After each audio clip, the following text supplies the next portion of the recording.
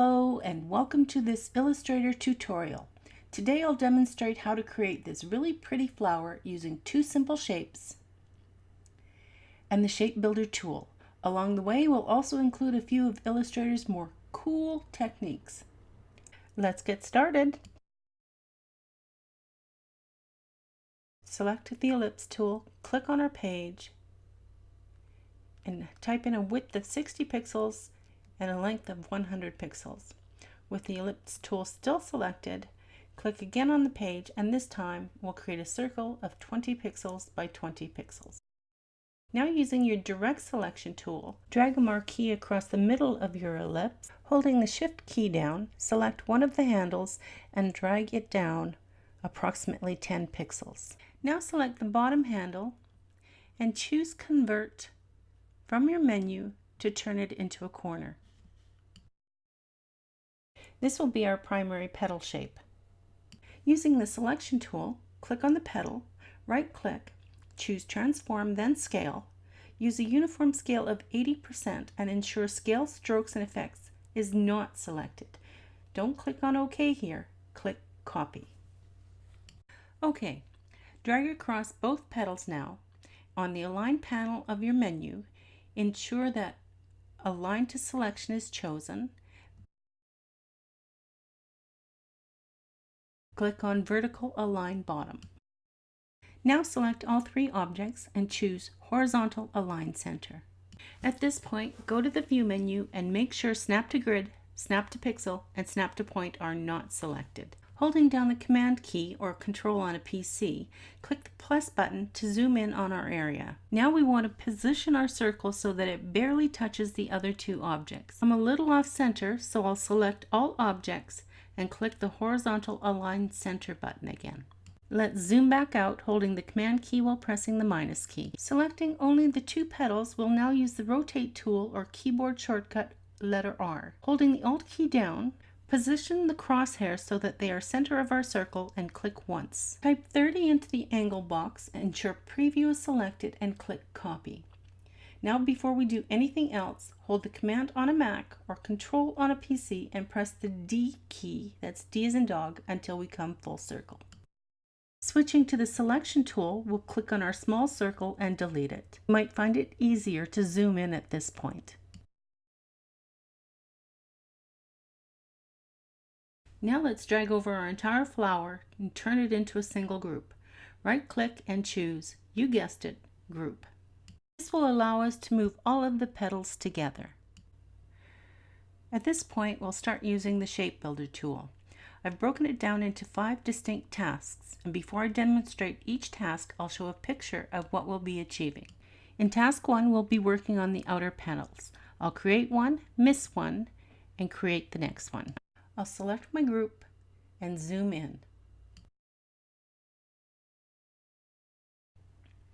Next, we'll click on the Shape Builder tool or use the keyboard shortcut of Shift M.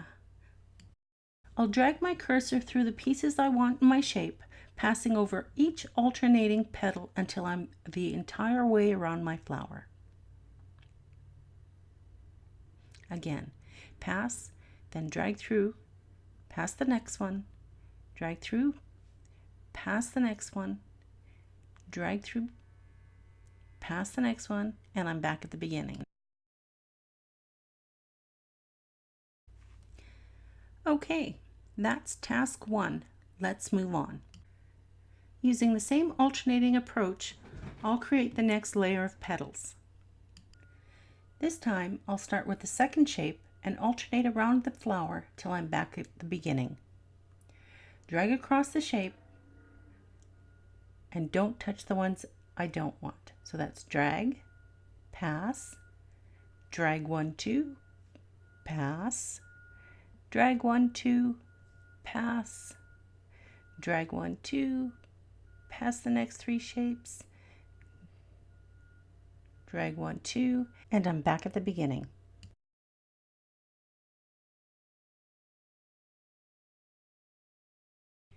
Task number 3 will focus on smaller shapes towards the center of our flower. I'll demonstrate a couple, then fast forward this video.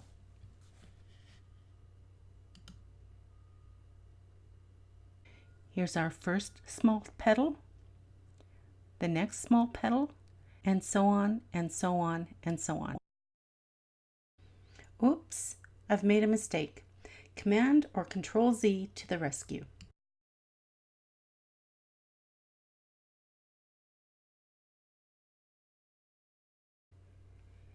Creating the inner petals in task 3 has made it much easier to now go back and create our third layer of petals. Again, I'll demonstrate the first couple and then fast forward.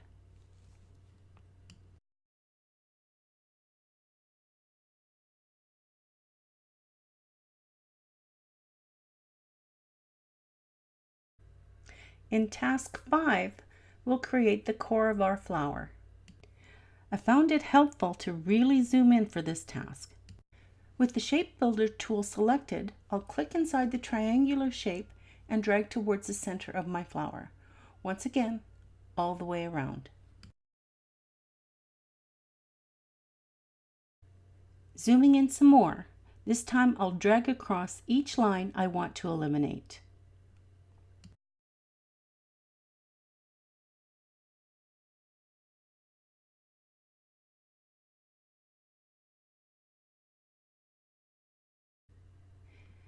Now if I ungroup the flower, we see that each petal is its own shape. I'm going to select each petal in a layer and turn them into a group. I'll select one petal, hold my Shift key down, select the next petal, and continue the whole way around the flower. This step will help when it comes time to add color, effects, and whilst doing some cleanup. Before I create my group, and while my petals are still selected, I'll apply a color swatch to ensure I've caught them all. Now I'll turn them back to white, right-click on my selection, and choose Group. I have my Layers panel open but off screen, so I'll bring it in for the next part. If you don't see your Layers panel, choose Window from the menu bar and select Layers. I'll select the group I've just made and lock it by clicking on the square next to the eye-shaped icon. I'll repeat these steps for the remaining petal layers.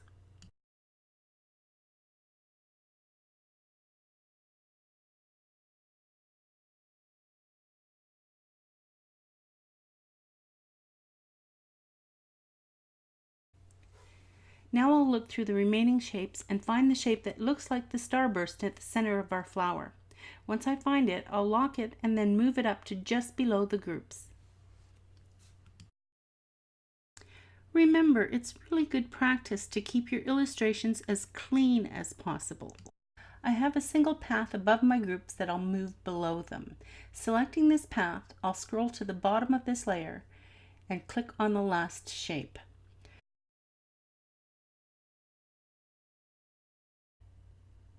Now I'll delete these. They're just a bunch of unnecessary paths and shapes created by Illustrator as we work through the shape building exercise. Let's go ahead and unlock our group so we can start playing with color.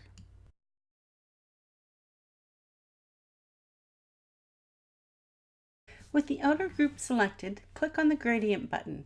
If you don't see it, choose Windows from the menu bar and select Gradient.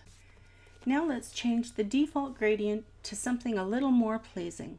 Double-click on the left bottom square and choose a color from the swatches, or define a color with the palette. In this case, I'm using the hex code FF7BAC for our light color and 9E005D for our dark color, which we'll set by double-clicking on the right bottom square.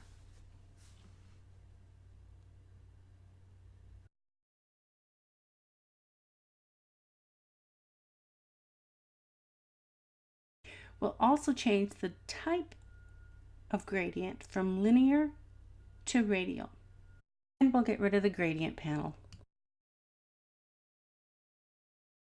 Select the next group in our Layers panel, and this time we'll use the eyedropper to repeat the color changes we just made.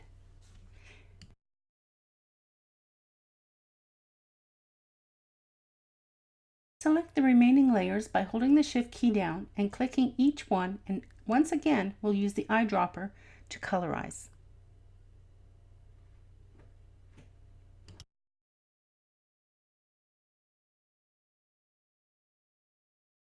Let's click on the starburst and color it.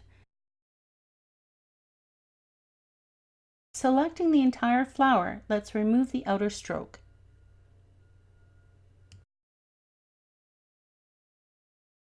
Once again, select the starburst. This time, open the gradient panel and change the light color to black. We'll also move the darker color to begin about 75% along each shape.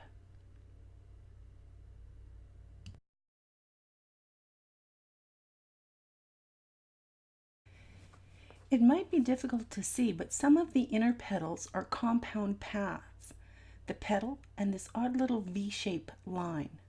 Using the direct selection tool, I'll spend the next couple of minutes cleaning those up. And again, I'll fast forward this film.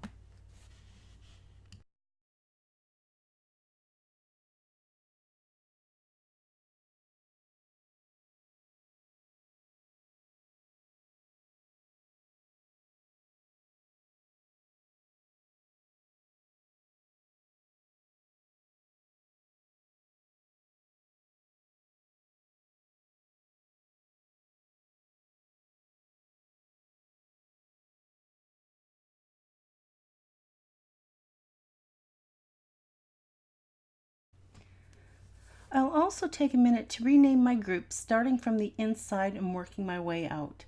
I'll end up with 5 groups named Inside 1 through Inside 5.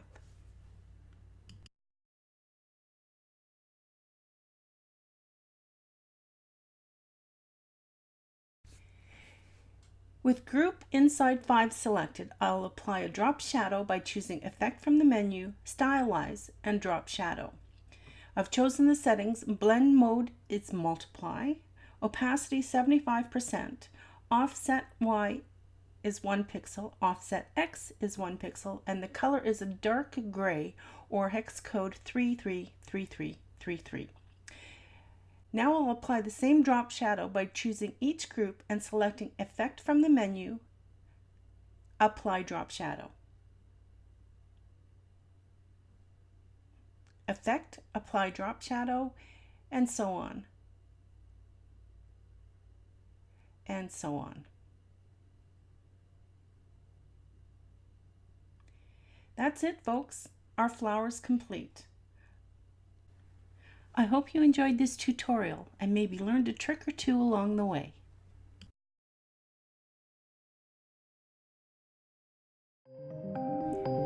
Thanks for watching, everyone. If you like this video, please hit the thumbs up, share with your friends, and leave me a comment below. If you're new to this channel, please subscribe and click on the bell icon to be notified when new videos are posted. Don't forget to check out our website where you can find other free stuff like seamless patterns, deco toners, Illustrator brushes, and page borders. That's at www.lillizzy.net. Cheers!